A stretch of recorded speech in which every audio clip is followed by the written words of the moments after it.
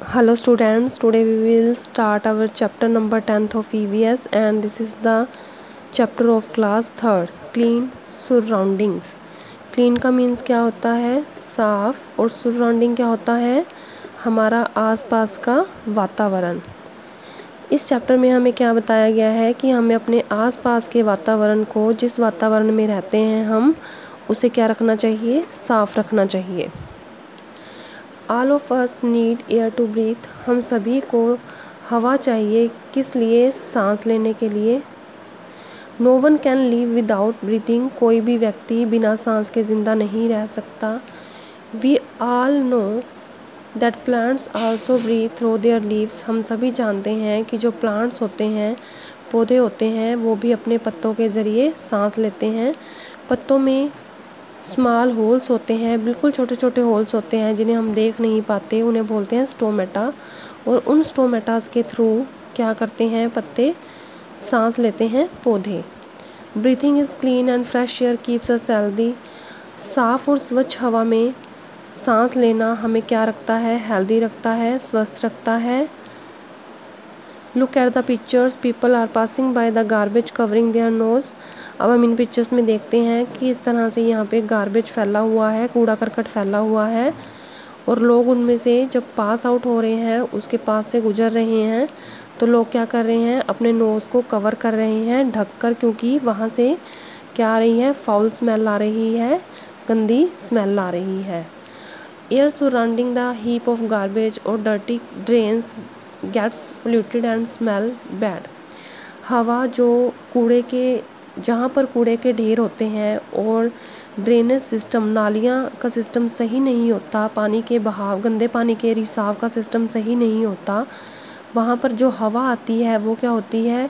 वो हवा साफ़ नहीं होती और उसमें से गंदी स्मेल आती है, बुरी स्मेल आती है।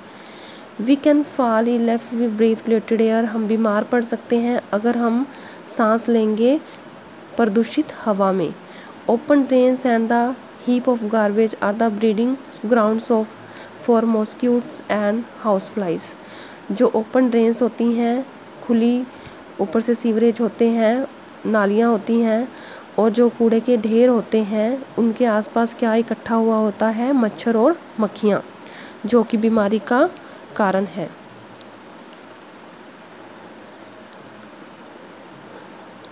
For healthy living our surrounding must be clean.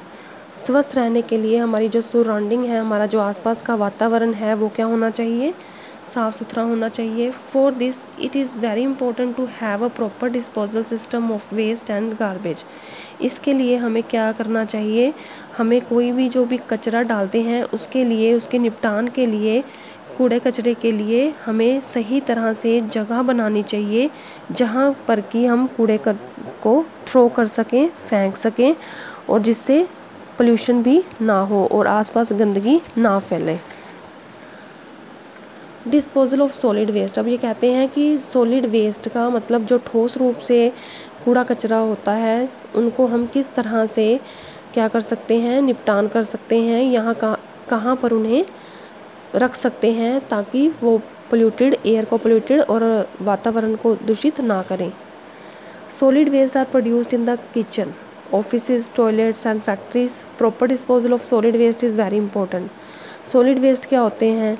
जैसे पॉलीथीन्स हो गए, कागज़ हो गए, या सब्जियों के छिलके हो गए, ये सारे जो चीज़ें होती हैं, ये क्या होते हैं? सॉलिड वेस्ट होते हैं।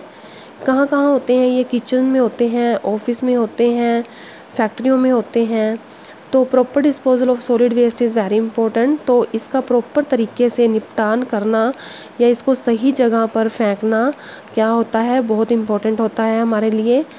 Solid waste are of 2 types, 2 तरह के होते हैं ये, बायोडिग्रेडेबल और नॉन बायोडिग्रेडेबल। बायोडिग्रेडेबल को हम क्या बोलते हैं? जैव निम्नीकरण या सड़नशील। और नॉन बायोडिग्रेडेबल कौन से होते हैं? जो अजैव निम्नीकरण होते हैं, जो सड़नशील नहीं होते। तो बायोडिग्रेडेबल और नॉन बायोडिग्रेडेबल को अब हम डिटेल में करेंगे। बायोडिग्रेडेबल वेस्ट कौन से होते हैं? Waste that can be destroyed naturally are called biodegradable waste. ऐसे वेस्टेज, ऐसा कूड़ा कचरा जिनको हम नष्ट कर सकते हैं प्राकृतिक तरीके से, उन्हें क्या बोलते हैं? जैव निम्नीकरण या सड़नशील पदार्थ।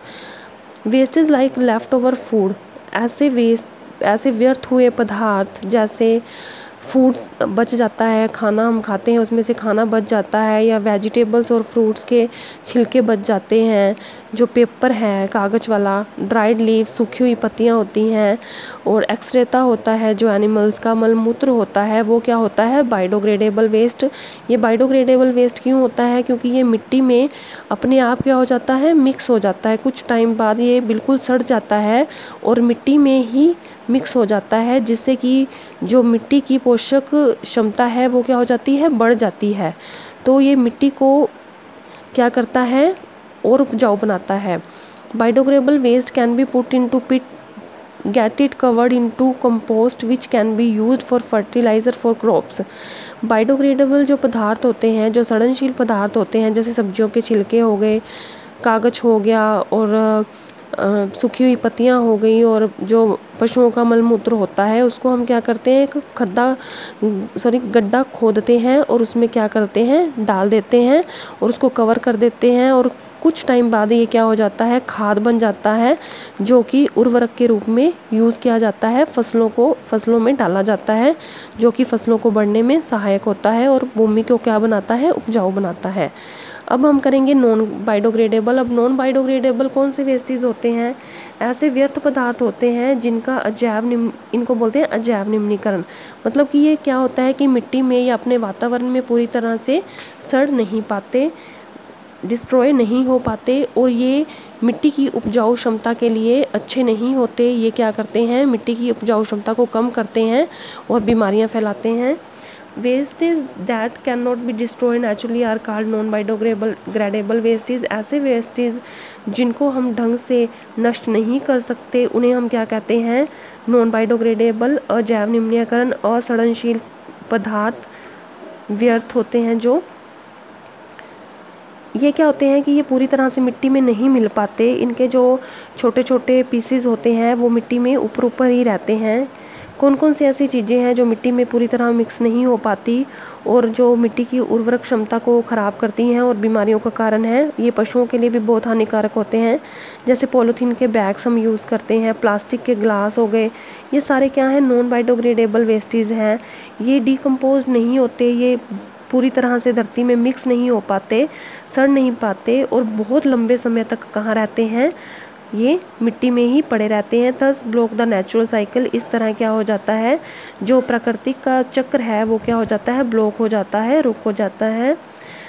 I hope you have understand this chapter betterly, और rest of the chapter we will do in next video. Thank you and have a nice day.